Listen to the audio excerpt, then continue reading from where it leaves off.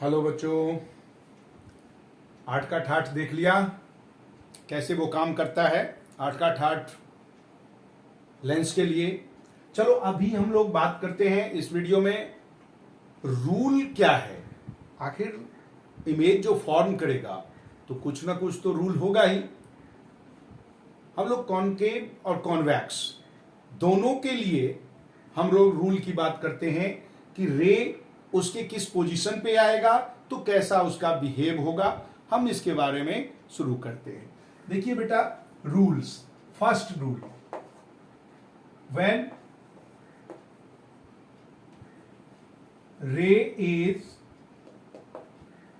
रे जो है ना वो इंसिडेंट हो parallel, ray is parallel to principal axis. अगर प्रिंसिपल एक्सिस के पैरेलल रे आ रहा है किसी कॉन्वेक्स में,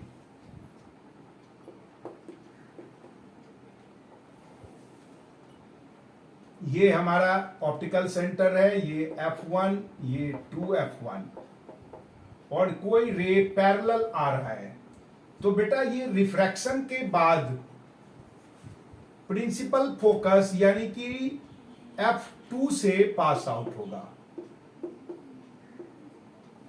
जो प्रिंसिपल एक्सिस के पैरेलल होगा वो पास आउट होगा F2 से। कहां से? F2 जो प्रिंसिपल एक्सिस है। और इसी को जब हम, ये तो कॉन्वेक्स में है, कॉनकेव में देखते हैं।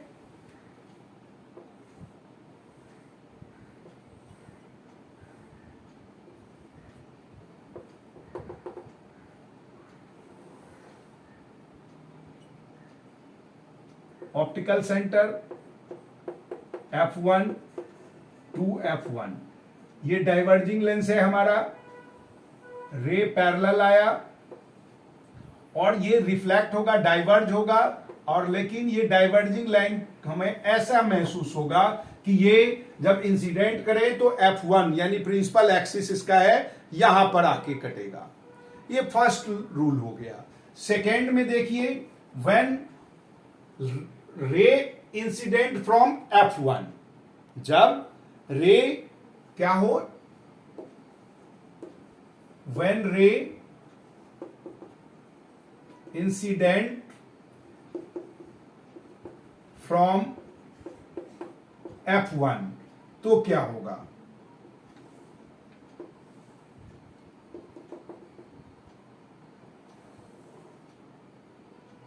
ऑप्टिकल सेंटर F1, 2F1,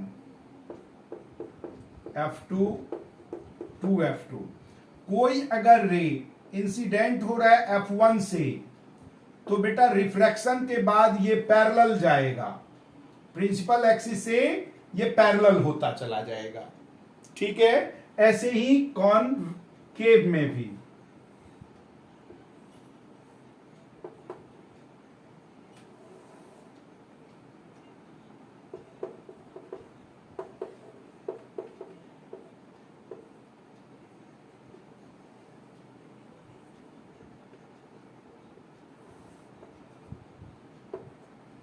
ठीक है, ये दूसरा रूल हो गया। थर्ड हमारा बनता है, जब रे ऑप्टिकल सेंटर के ऊपर इंसिडेंट हो तो उसमें रिफ्रैक्शन नहीं होगा। If ray incident at optical centre then there are no refraction take place. Third is when ray incident at optical center, that means O,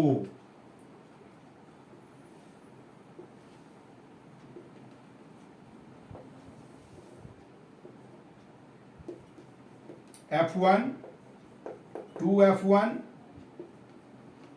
F2, 2F2. This is the central optical center. When ray incident at O, then it passes without any refraction. बगैर किसी refraction से ये pass out हो जाएगा। और यही हाल होगा बेटा कॉनकेव में भी।